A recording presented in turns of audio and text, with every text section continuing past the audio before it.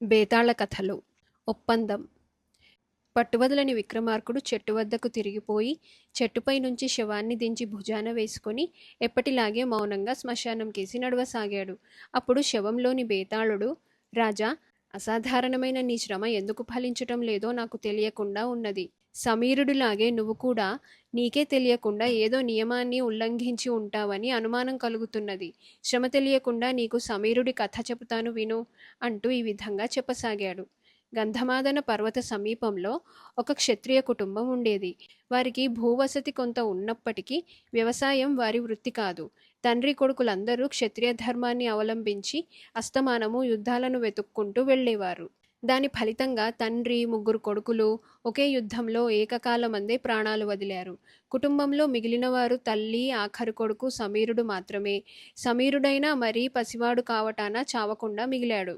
ఈ విధంగా తన భర్త, చెట్లంత కొడుకులు ఒక్కసారిగా చచ్చేసరికి సమీరుడి తల్లి తమ కుటుంబానికి ఇంక క్షత్రియ ధర్మం చాలుననుకున్నది. ఆమె సమీరుణ్ణి వ్యవసాయ వృత్తిలో ప్రవేశించి గొడ్డు గోదా చేసుకోమన్నది. సమీరుడు ఆ పనులు చక్కగా నేర్చుకున్నాడు. అతని పొలాలు చక్కగా పండాయి. అతని పశువుల మందలు చక్కగా పెరిగాయి. పొలం పని, గొడ్ల పని కూడా అతనే చూసుకునేవాడు.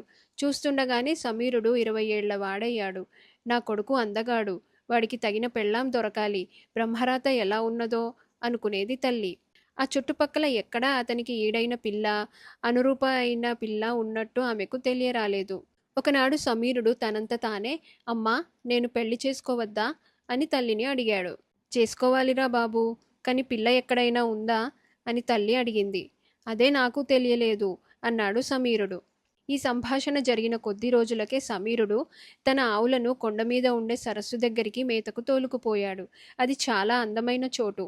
ఆవులు మేస్తుంటే సమీరుడు సరస్సు ఒడ్డున ఉన్న చెట్టున ఆనుకొని సరస్సు మీద నుంచి వచ్చే చల్లని గాలికి కాస్త కన్నుమూశాడు. నిద్ర మెలకువ కాని స్థితిలో అతనికి ఎవరో స్త్రీ మాట్లాడిన మాటలిలా వినిపించాయి. నిద్ర మాయ, కల అబద్ధం, కళ్ళు తెరిచి కన్యను చూడు. సమీరుడు ఉలిక్కిపడి కళ్ళు తెరిచి చూసి కలగంటున్నాననుకున్నాడు. అతనికి 5-6 బారల దూరాన నీటిపైన కాళ్ళు ముడుచుకొని కూర్చుని ఒక అపూర్వ సౌందర్యవతి చీకటి దుబ్బులాగున్న జుట్టును బంగారు దువ్వెనతో దువ్వుకుంటున్నది. అతని నోట మాట రాలేదు. ఆమెను చూస్తున్న ఆనందంతో పాటు ఆమె ఏ క్షణాన అంతర్ధానం అవుతుందోనన్న భయం కూడా అతన్ని బాధించింది. కొంచెం సేపు గడిచాక అతను తన తల్లి కట్టి ఇచ్చిన రొట్టెను తీసుకొని నీటి ఒడ్డు దాకా వెళ్ళి ఆమెను తీసుకోమన్నట్టుగా ఆ రొట్టెను ఆమెకేసి చాచాడు. మాడిన రొట్టె, కూడని మొగుడు అని పకపకా నవ్వి ఆమె బుడుంగున నీటిలోకి మునిగిపోయింది. ఆమెతో పాటే సమీరుడికి మతి కూడా పోయినట్టయింది. అతను మంత్రించినట్టుగా ఆమె మునిగిన చోటే చూస్తూ గంటల తరబడి అలాగే ఉండిపోయాడు. ఇంతలో ఆవులు అరవసాగాయి. అవి ఇళ్లకు వెళ్లే వేళ అయ్యింది. సమీరుడు పరధ్యానంగా కదిలి ఆవులను ఇంటికి తోలుకుపోయాడు. అలా ఉన్నావేమిరా బాబూ అన్నది తల్లి సమీరుణ్ణి చూస్తూనే. ఆమెకు అతనిలో అంత మార్పు కనబడింది. కొండమీది సరస్సు వద్ద జరిగినదంతా సమీరుడు తల్లికి చెప్పాడు. తప్పంతా నాదేరా, ఏదో పని మీద ఉండి రొట్టెను మాడనిచ్చాను. రేపు చూడు ఎంత మెత్తగా చేస్తానో అన్నది తల్లి. మర్నాడు తల్లి అతి శ్రద్ధగా చేసి ఇచ్చిన రొట్టె తీసుకొని సమీరుడు తన ఆవులను మళ్ళీ ఆ సరస్సు దగ్గరికే తోలుకు వెళ్ళాడు. ఈ రోజు కూడా కిందటి రోజులాగే చల్లగాలికి అతని కళ్ళు బరువెక్కి మూతపడిపోతుండగా ఆమె కంఠం వినిపించింది. అతను మళ్ళీ రొట్టె చేత పట్టుకొని నీటి ఒడ్డుకు వెళ్ళి ఆమెకేసి రొట్టె చాచాడు. కాలని రొట్టె, చాలని మొగుడు అంటూ ఆమె మళ్ళీ బుడుంగున నీటిలో మునిగి మళ్ళీ సాయంకాలం దాకా కనిపించనేలేదు. సమీరుడి ఇంటికి వచ్చి, నిన్న రొట్టె మార్చావు, ఇవాళ పచ్చిపచ్చిగా ఇచ్చావు అని తల్లిని ఆక్షేపించాడు. ఈసారి చూడరా బాబూ అంటూ తల్లి మూడోసారి అతనికి అద్భుతంగా రొట్టె తయారు చేసి ఇచ్చింది. సమీరుడు ఈరోజు నీటి మీద ఆమె కనిపించగానే, అమ్మాయి, ఈ రొట్టె తీసుకొని నన్ను పెళ్లాడతావా? నిన్ను పువ్వుల్లో పెట్టి పూజిస్తాను. నువ్వు నాకు భార్యవైతే నా అంత అదృష్టవంతుడు ప్రపంచంలో ఉండడు అన్నాడు. కమ్మని రొట్టె, ఘనమైన మొగుడు అంటూ ఆమె నీటి మీద తేలి ఒడ్డుకు వచ్చి అతని చెయ్యి ఆధారంతో ఒడ్డుకెక్కి, నేను నిన్ను పెళ్లాడతాను, కానీ ఒక్క నియమం. నువ్వు నన్ను 3 సార్లు అకారణంగా దెబ్బ వేశాక ఇక నేను నీతో కాపురం చెయ్యను. అది నీకు సమ్మతమైతే చెప్పు, లేకపోతే నేనిప్పుడే మా ఇంటికి తిరిగి వెళ్ళిపోతాను అన్నది. సమీరుడు నిర్ఘాంతపోయి, నేను నిన్ను ఒక్కసారి మటుకు అకారణంగా ఎందుకు కొడతాను? అది అనుకోవటానికే అసహ్యంగా ఉన్నది. నీ నియమానికి నేను సంతోషంగా ఒప్పుకుంటాను అన్నది. ఆమె అతనితో పాటు అతని ఇంటికి వచ్చేసి అతన్ని పెళ్లాడింది. ఏ దేవతో తనకు కోడలు కావటం తన పూర్వజన్మ విశేషం అనుకున్నది సమీరుడి తల్లి. ఆమె బతికి ఉన్నంత కాలము తన కోడల్ని మహాగారాభంగా చూసుకున్నది. సమీరుడికి నెలలు ఏళ్ళు రెక్కలు కట్టుకుని పోతున్నాయి. అతను తన భార్యతో కాపురం చేస్తూ స్వర్గంలో ఉన్నట్టే భావించాడు. వారికి 3 కొడుకులు కూడా పుట్టారు. అతని చెడు రోజులు అనుకోని విధంగా ఆరంభమయ్యాయి. పొరుగున ఉన్న వారింట ఒక పాపాయి పుట్టింది. నామకరణ మహోత్సవానికి భార్యాభర్తలను పిలిచారు. నేనిప్పుడే చిన్న పని చూసుకొని వస్తాను.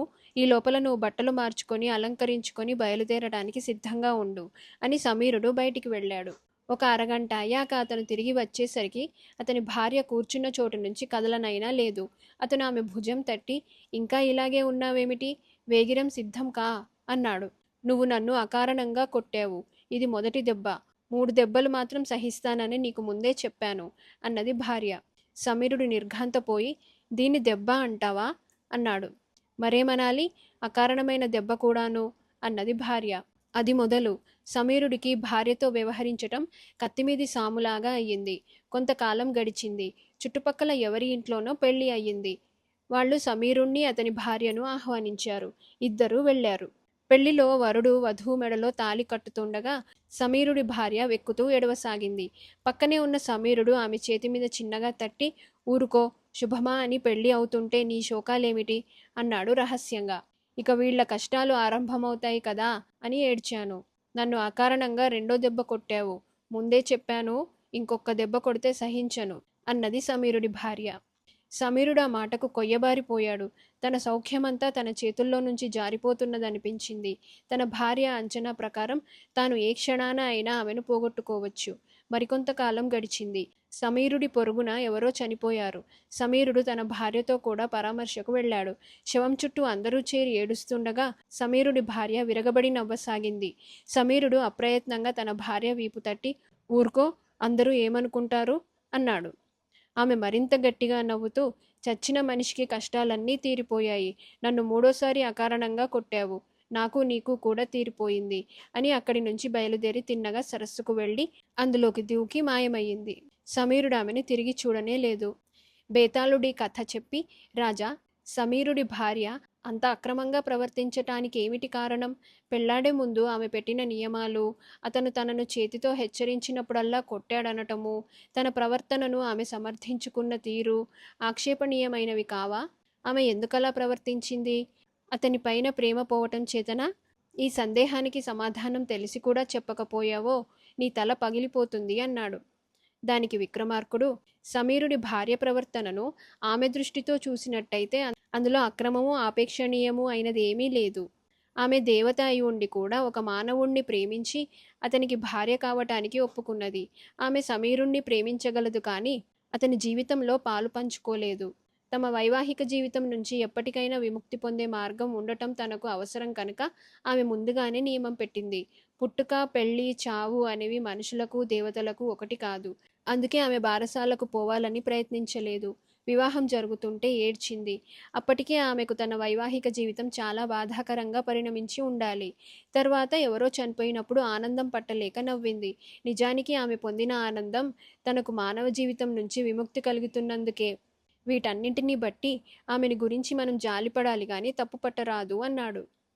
రాజుకి విధంగా మౌనభంగం కలగగానే బేతాళుడు శవంతో సహా మాయమై మళ్ళీ చెట్టెక్కాడు.